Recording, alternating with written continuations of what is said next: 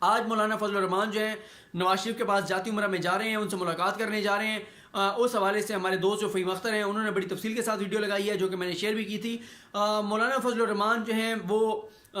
جیسے عمران خان نے بتایا تھا کہ جب کوئی سارا دن فیلڈنگ کرتا رہے اور جب وہ کھیلنے آئے اور پہلی بال پہ ہی بولڈ ہو جائے تو پھر وہ کہتا ہے کہ بس نہ کھیلوں گا نہ کھیلنے دوں گا، وہ وہی چاہ رہے ہیں مولانا فضل الرحمان۔ اور مولانا فضل الرحمان کا جو مقصد ہے وہ یہ ہے کہ نواز شریف اور آصف زرداری کی ملاقات کرائی جائے اور حکومت کے خلاف جو ہے وہ جو مارچ کرنا چاہتے ہیں اس میں مولانا فضل الرحمان اور سراج الحق صاحب یہ کہہ رہے ہیں اپوزیشن جماعتوں کو کہ مدرسے کے بچوں کو لانا، مدرسے کے اسٹوڈنٹس کو لانا ہماری ذمہ داری ہے، ہم ان کو لے آئیں گے اسلام آباد کی سڑکوں پہ۔ بس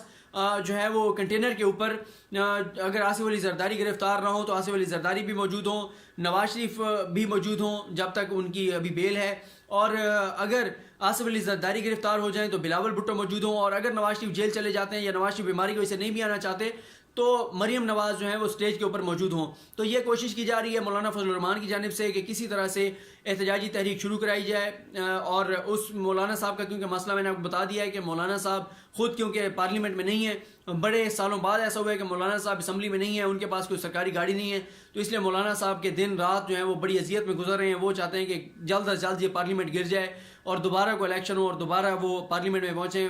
ورنہ مولانا صاحب کا جب وہ حکومت میں نہیں ہوتے تو مولانا صاحب کو بڑے مسائل ہوتے ہیں اور وہ شدید اذیت میں بھی ہیں مولانا صاحب اس وجہ سے۔